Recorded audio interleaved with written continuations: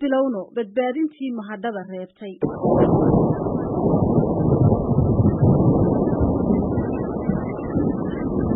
markay duufaanadu dhacaan dabayluhuna dhulka oo dhan asqeeyaan biyaha roobka ee cirka ka soo da'aya daadadka soo rogmanaya iyo baddii oo bujaacday ama fatahday ay buuxdhaafiyaan magaaladii aad ku noolayd.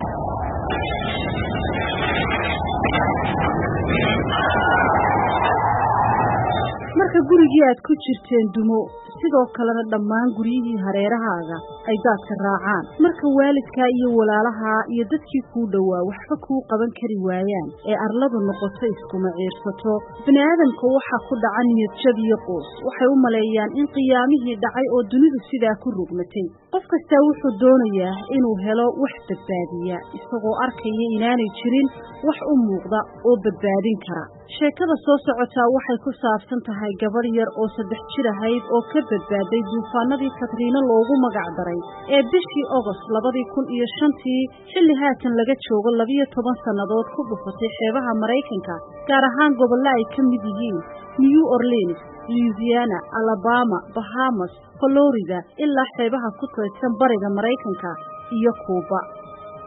waxaa la sheegay inay xilligaa duufaanada ku dhinteen ku dhowaad 1836 qof. khasaaraha duufaanadaasi geysteenna waxaa lagu qiyaasay 108 bilyan oo dollar. inantaasi yar ee 3 jirka ahayd oo aad u baqanaysa oo dhex dabaalanaysa biyaha iyo masiibadaasi aynu soo sheegnay ayaa mar kaliya ka war heshay nin askariya oo baarashuud soo goostay oo diyaarad ka soo booday oo dadka badbaadinaya. markaasuu u yimid iyadoo faraxsan ayay ku booday waxay ka gashay laabta amaba xabadkiisa. markaad sawirka aragto waxaad moodaysaa aabbaheedoo muddo ka maqnaa oo ay ku faraxday aragtidiisa. markaasay labada gacmood si xooggan ugu qabsatay qoortiisa kadibna wuu qaaday oo wuxuu saaray diyaarad. sidaasi ayaanay ku badbaadeen iyada iyo qoyskeeda qaar ka mid ahay. dacdadaasi waxay saameyn hari weyday ku reebtay qalbiga ninkii askariga ahaa. muddo dheer ayuu raadinayay meel ay jaan iyo cidhib dhigtay gabadhii yarayd ee uu soo badbaadiyey. sheekadu yaana ila taraarina intaa wixii ka dambeeyey dhacdooyin badan ayaa ku soo kordhay nolosha labadaasi qof. waxaan kala sheekaystay Cabdixakiin Maxamuud Shirwac oo haatan stuudiyaha ila jooga. Cabdixakiin oo ku soo dhaw barnaamijka Cawayska Washington. way sahra aad baad mahadsantahay. sheekadan waxay noqotay sheeko aad u cajiib ah isla markaana warbaahinta wadanka Mareykanka gudihiisa iyo waliba kuwa guud ahaan dunida qaybo kamid ah aad u qabsatay isla markaana dadka indhooga aad u soo jeedatay. waxaa looga dhigay ciwaan sheekadan waa uu soo badbaadiyey ama wuxuu ka soo badbaadiyey duufaantii Katrina sanada kadibna waxay weydiisatay su'aal aad u cajiib oo filaynin. waan gartay si kalena waa loo dhigi karaayo wuu ka soo badbaadiyey duufaantii iyadna waxay ka badbaadisay murugo waqtiyo badan qalbigiisa ku jirtay ayay xusuusteedu ka daweysay. aad iyo weyn sahra inantu xilligaasi gabadha magaceeda waxaa la yidhaahdaa Lisha Brown baa la yidhaahdaa ninkana waxaa la yidhaahdaa Mike Maroney baa la yidhaahdaa. marka labadooda markaad eegto inantu xilligaasi inan yar aad u yar bay ahayd da'deedu 3 jir bay ahayd iyadoo biyuhu ay guud ahaan xaafadihii galeen wadooyinkii buuxiyeen meel walba buuxiyeen oo dadku saqafyada dushooda koreen ayaa markaasi xilligaasi uu soo badbaadiyey gabadhan. ahaana gabadhu gabadh aad u yar bay ahayd oo inan yar oo da'deedu 3 sano tahay. dad badan baa la badbaadiyey boqolaal qof kumanaan dada meesha laga sanata bixiyey dad badan baana ka qayb qaatay gurmadka haday tahay kooda degdemiska haday tahay ciidamada kala duwan ee Mareykanka iyo dadka loo tababaray inay dadka sanata bixiyaan markay masiibo sugan oo kala dhacdo. waayo ay markaa sheekadan inanta yar la badbaadiyey iyo inankii badbaadiyey ay u noqotay muhiim in laga sheekeeyo 12 sannadood kadib. waxaa kaliya saameyn yeelatay markuu gabadhan soo badbaadiyey oo inantan ka soo qaaday goobteeda ahayd gurigooda iyadii qoyskooda ku xaniban. waxaa la yidhi hag bay samaysay ama laabtay u gelisay. waa inan yaroo 3 jira way ku farxday xaqiiqatan laabtay u saartay. markaa isagoo keliya waxaa la yidhahdaa wuxuu maalintaa soo badbaadiyey 140 qof ayuu soo badbaadiyey soo kaxeeyey. haddaba isaga waxaa soo jiitay inanta yar geesinimadeeda iyo xilligaasi dhiiranaanta ka muuqatay. waxyaabaha uu tilmaamay waxaa kamid wuxuu yidhi waxaan arkay inan yaroo aad u dhiiran. muddo kadib waxaa waraysi siiyey Air Force Times warbaahinta la yidhahda qolada ciidamada cirku ay leeyihiin. wuxuu yidhi waxa aan la kulmay xilligaasi inan yaroo aad u dhiiran oo fariida markii aan soo badbaadiyey diyaaradda helicopterta soo saaray hag bay siisay ama laabtay saartay laabta iyadoo faraxsan isla markiina may aamusinay waxa weeye iyadoo dhiiran diyaaraddu markay guryihii iyo magaaladiisa ay dul marisay tilmaantay waxay tiri gurigeygina waa kaa biyuhu ay dul hoganayaan ama biyuhu ka dul buuxaan waan gartay marka intee in leeg bay ku qaadatay marka inuu weli xasuusnaaday inanteerada uu badbaadiyey ee laabta gelisay ama isagu laabta geliyey xilli ay u baahnayd cid u soo gurmata oo ka dhex qaada masiibadan markii Sahra uu soo badbaadiyo gabadha yar soo badbaadiyo muddo 5 sano kadib ayuu warbaahinta ku qoray oo isla markiiba uu bilaabay inuu gabadha raadiyo isla markiiba wuxuu bilaabay inuu warbaahinta bulshada ama social media ku qoro yiraahdo gabadha yar noocaas oo ay Fariida jirto xilligan soo badbaadiyey gabadhaas cidiga caawin kartaa ma jirto meel ay ku nooshay xilligaas waliba arrinka cajiibka wuxuu ahaa warbaahinta bulshada ama social media markuu ku qoray degdeg bay kala qosiin weyday nin kale isagu la yiraahdo xilligaasi la sheegay inuu bulshada ilaa 3,000 oo qof ay gaarayaan ay ugu jireen ayaa isagana haddana ka caawiyay oo isna geliyay warbaahintiisii oo gabadhina naadiyay ninkiina wax badan uma soo joogin xilligaasi marka raadinteedu wuxuu bilaabay 5 sanadood kadib xilligii soo badbaadiyay 5 sanadood kadib bilaabay waan gartay sidoo uu soo helay marka maxaa ku dhaliyay inuu intaas oo sanadood kadib wali ka fikiro oo uu raadiyo oo uu dadka weydiiyo inanta ayreena nooshiina dhimatay meel ku horta ninkani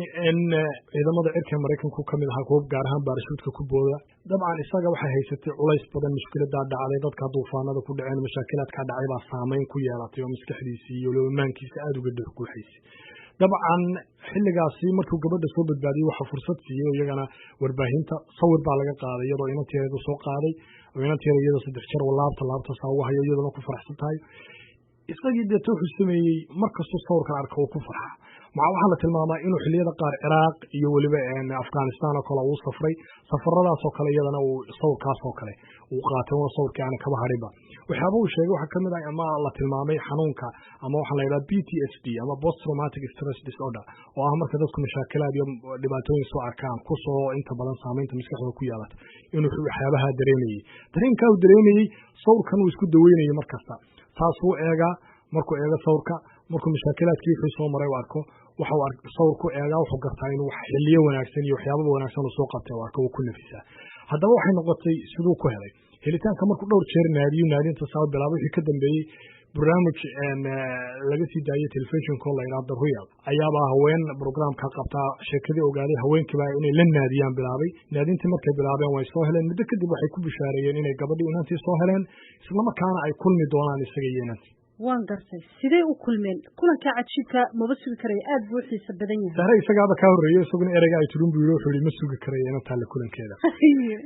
markuu intaas sheegay yiri ma sugi karayo iyadii baa loo yeeray waa la ballamiyay hooyadeedna waa la ballamiyay dabcan waxa la isugu keenay goobtii showgii inantu barigaasi waxay ahayd 3 jir xilliga markaa haweenkan showga ama barnaamijka qabta ay naadiyeen ay soo heleen waxay noqotay 10 sanadood kadib 13 jir bay markaa ahayd iyadoo ina gashaantay oo Mississippi kaga jirta dugsiga sare xilliga galay soo diyaar garoobaysa ayaa showgii loo yeero la keenay inantii markaa showgii way soo gashay markii showgii soo gashay laba qof bay salaantay labada qof markay salaantay isaga qofkii saddexaad ka dhigtay salaantay markii soo salaantay waxa la tilmaamaa in iyadu aanay waxba xasuusanin xilliga inay hagaraysay ama ay ku farxday laab saartay laakiin sawirkii ay aragtay inta wixii ka dambeeyay marka haddaba sheeko bilaabantay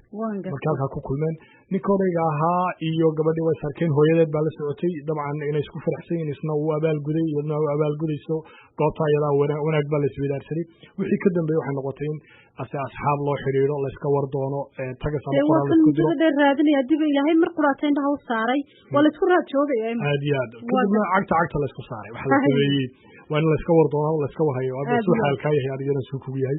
tiiba socotay wixii ka dambeeyay qof xubin kamida qoysku noqday in la iska war doono la soo booqdo ay noqoto sidii saal iskaga warhayo inta wixii ka dambeeyay haddaba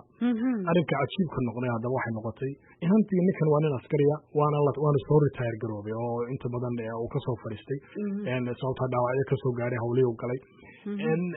iyadii shaqadan uu soo qabtay badbaadada uu soo sameeyay dad badan uu badbaadiyay ilaa imika uu wax badbaadinayo waliba jecel yahay wax badbaadiyo waxay ku dhalatay inay jeclaato shaqadii askarinimada isagiiba weydiisatay si uu caawin karo inuu askari ay noqoto hawshiiba gashay imika saacada waxa ka dambaysa diyaar bay u tahay sanadka 2017 marka xilligan waxay isku diyaarinaysaa in askariyad noqoto iyada iyo isaga xiriirkoodii imika waa sidee xiriir jacayl ma noqday oo ka duwan sidii hore mise weli kalgacaylkoodii ruuxiga ahaabaa weli jira dabcan labadooda warbaahinta la hadlay waxay sheegeen in xiriirkooga iyo weliba aad u qoto dheer yahay waanay haasaawaan dabcan oo laba qof haasaawa weeyaan laakiin wax ka weyn bay sheegaan oo isagoo kale warbaahinta la hadlay wuxuu sheegay inay uga weyn tahay xiriirnimo iyo qoysnimo iyo waxaasoo dhan oo hadday imikadaa u baahatay keli in loo saaro inuu kelida u saarayo saasuu sheegay marka heerkaasaa baa la isla marayaa waxaa la marayaa hadduu beerku qaybsamo dad baan adiku siin lahaa wadnahayga bidixdana waan ku bedeli lahaa xaaladda halkaasi maraysa